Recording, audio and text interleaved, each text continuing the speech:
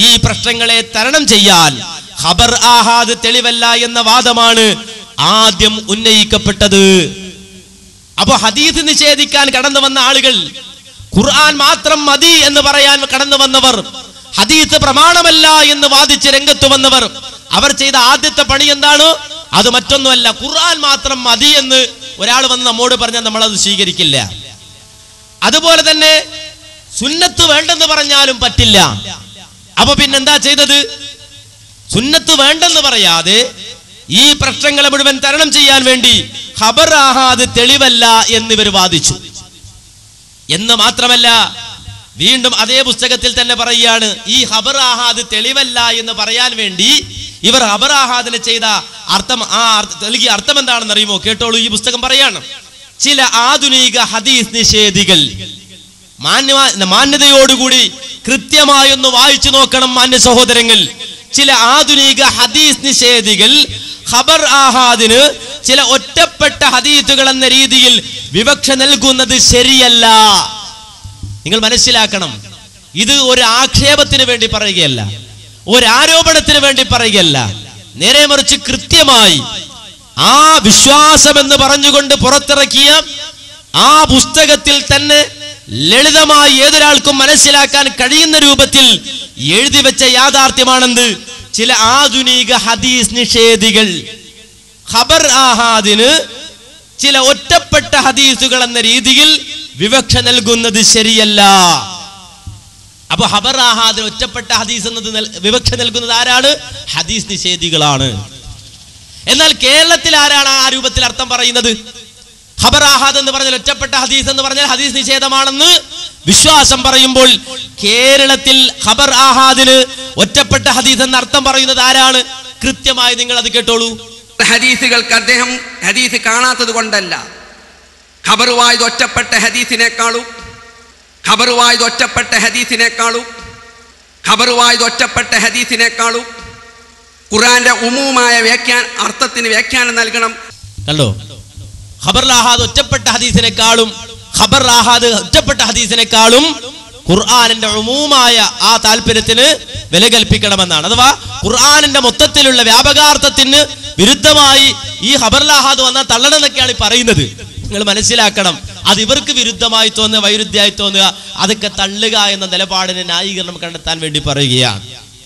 അപ്പോൾ നമ്മൾ വളരെ ഗൗരവത്തോടെ മനസ്സിലാക്കേണ്ട ഒരു കാര്യമാണ്, മുസ്ലിം സമൂഹത്തിനിടയിലേക്ക് ഒരു പുതിയ വിവാദം, ഒരു പുതിയ വ്യതിയാനം, ആ വ്യതിയാനം കൂടി വന്നു. അതെന്താ? ബുഖാരി ഒരു ഹദീസ് ഉദ്ധരിച്ചാൽ പോലും അത് സ്വീകരിക്കാൻ പറ്റില്ല, മുസ്ലിം ഒരു ഹദീസ് ഉദ്ധരിച്ചാൽ പോലും അത് സ്വീകരിക്കാൻ പറ്റില്ല. ലോകത്തിന്ന് വരെ മുസ്ലിം സമൂഹത്തിന് ഇത്തരം ഒരു അഭിപ്രായ വ്യത്യാസം നേരിടേണ്ടി വന്നിട്ടില്ല. നേരെ മറിച്ച് ലോകത്തിന്ന് വരെ ജീവിച്ച മുഴുവൻ വിശ്വാസികളും മുഴുവൻ മുഅ്മിനീങ്ങളും ഉറക്കെ പറഞ്ഞത് അസഹുൽ കുതുബി ബഅദ കിതാബില്ലാഹ് സഹീഹുൽ ബുഖാരി, അല്ലാഹുവിന്റെ ഖുർആൻ കഴിഞ്ഞാൽ ഏറ്റവും അധികം സഹീഹായ ശരിയായ ഗ്രന്ഥം അത് ബുഖാരിയാണ്. അത് ബുഖാരിയാണ്. അത് കഴിഞ്ഞാൽ സഹീഹ് മുസ്ലിമാണ്. ഇവിടെ പോലും അഭിപ്രായ വ്യത്യാസം കൊണ്ടുവന്നു. എന്ന് മാത്രമല്ല, ബുഖാരിയിലടക്കം ഖുർആനിനെതിരായ ഹദീസുകളുണ്ട് എന്ന് നിങ്ങൾ മനസ്സിലാക്കണം.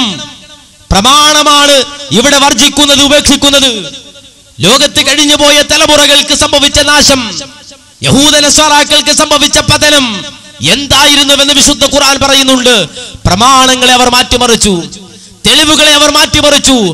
അവലംബിക്കാൻ വേണ്ടി അള്ളാഹു അവതരിപ്പിച്ച പ്രമാണങ്ങളെ പരിപൂർണമായും കൈയൊഴിച്ചു എന്നതാണെങ്കിൽ ആ ഒരു വാദത്തിലേക്ക്, ആ ഒരു വ്യതിയാനത്തിലേക്കാണ് ഇവർ പോകുന്നത്. ഖുർആനിനെതിരായ ഹദീസ് ബുഖാരിയിലുണ്ട്. സുബ്ഹാനല്ലാഹ്. ആരാണിത് പറയുന്നത്? ഞാനൊരു ആരോപണം പറയുന്നില്ല, കേട്ടോളൂ.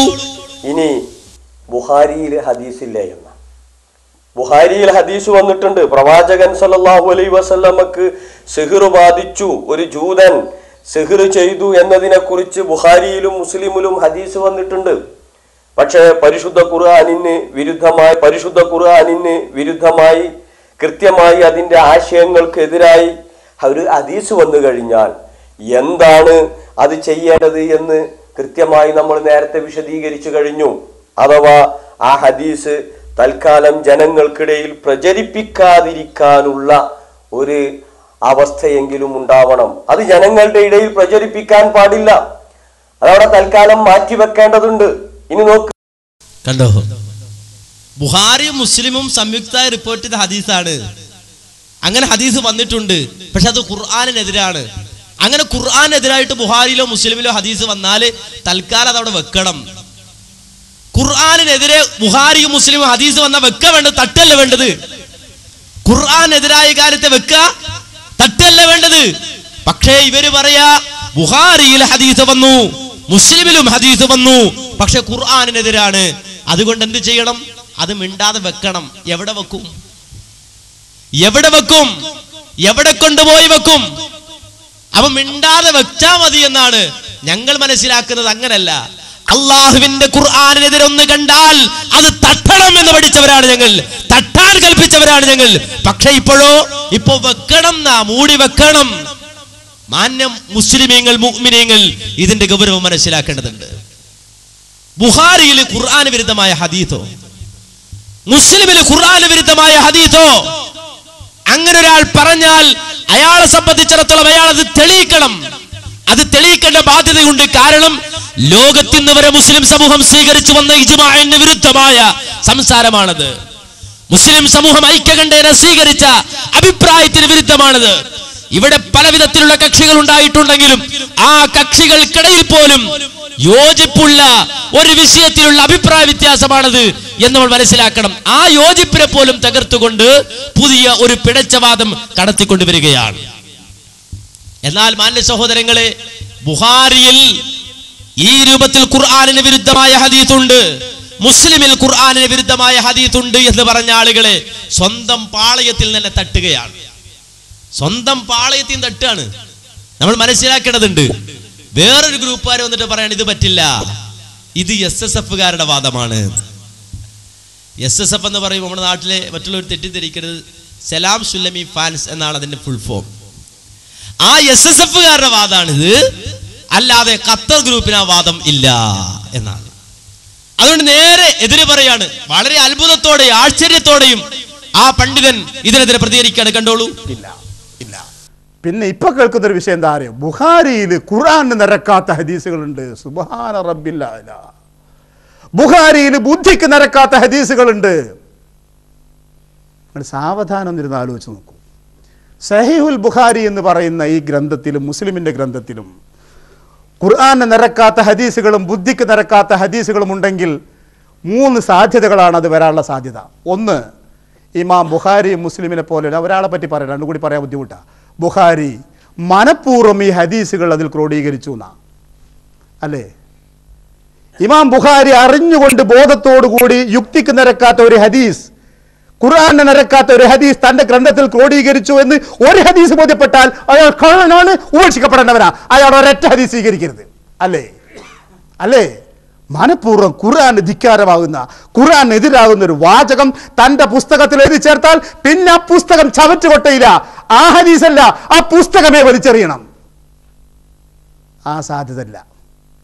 പിന്നെ അയാൾക്ക് അബദ്ധം പറ്റണം, വിവരമില്ലാഞ്ഞിട്ട് അബദ്ധം പറ്റണം.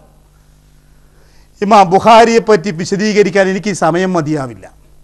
അദ്ദേഹം 23 വർഷക്കാലം ആ ഗ്രന്ഥം സ്വയം പഠിപ്പിച്ചു. ശിഷ്യന്മാരുണ്ടായി, മുഹദ്ദിസുകളായ ശിഷ്യന്മാരാണ് ഉണ്ടായത്. വേറെ പല ഗുരുനാഥന്മാരുടെയും ഹദീസ് പഠിച്ചവരാ ബുഖാരിയിൽ നിന്ന് പ്രാവീണ്യം നേടാൻ വന്നവർ.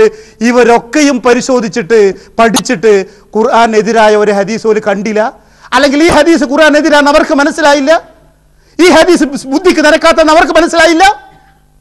കഴിഞ്ഞ 14 നൂറ്റാണ്ട് കാലം മുസ്ലിം ലോകത്തെ പണ്ഡിതന്മാർ, അതിൽ മുസ്ലിങ്ങളിൽ അഭിപ്രായ വ്യത്യാസത്തിലെ ഷിയാക്കളെ മാറ്റിവെച്ചാൽ ബാക്കിയുള്ള മുസ്ലിം സമുദായത്തിലെ എല്ലാ പണ്ഡിതന്മാരും ബുഖാരിയുടെ ഹദീസുകളുടെ വിശ്വാസയെ ചോദ്യം ചെയ്യാൻ അംഗീകരിച്ചു. ആക്ഷേപം പറഞ്ഞവർ ബുദ്ധിക്ക് നിരക്കാത്തതാണ് ആക്ഷേപം പറഞ്ഞില്ല. അവർ പറഞ്ഞ് ബുഖാരിയുടെ ചില റിപ്പോർട്ടർമാരെ പറ്റിയാ, അത് അക്കാലത്ത് പറഞ്ഞാൽ മറുപടിയും കൊടുത്തു. ബുഖാരിയുടെ ഏതെങ്കിലും ഒരു ഹദീസ് ബുദ്ധിക്കും ഖുർആനും നിരക്കാത്തതാണെന്ന് ഇക്കാലഘട്ടം വരെ മുസ്ലിം സമുദായത്തിലെ ഒരു പിഴച്ച കക്ഷികൾ പോലും പറഞ്ഞിട്ടില്ല. എന്താ പറഞ്ഞേ? കഴിഞ്ഞ 14 നൂറ്റാണ്ട് കാലം മുസ്ലിം ലോകത്തെ ദീനിയിലേക്കും ന്യായത്തിലേക്കും ശരിയായ നന്മയുടെ മാർഗത്തിലേക്ക് നയിച്ച ഇബ്നു തൈമിയ്യ റഹ്മത്തുള്ളാഹി അലൈഹി പോലെ, മുഹമ്മദ് അബ്ദുൽ വഹാബ് റഹ്മത്തുള്ളാഹി അലൈഹി പോലെയുള്ള പ്രഗത്ഭമതികളായ പരിഷ്കർത്താക്കൾ, തിന്മകൾക്കെതിരെ അടരാടിയവർ കടന്നു വന്നിട്ട് പ്രാവീണ്യം നേടിയ പണ്ഡിതന്മാരുണ്ടായിട്ട് അവർക്കാർക്കും മനസ്സിലായില്ലേ ബുഖാരിയിൽ ഖുർആന് നിരക്കാത്ത ഹദീസ് ഉണ്ടെന്ന്, ബുദ്ധിക്ക് നിരക്കാത്ത ഉണ്ടെന്ന്? അവർ ആരും കാണാതെ പോയോ?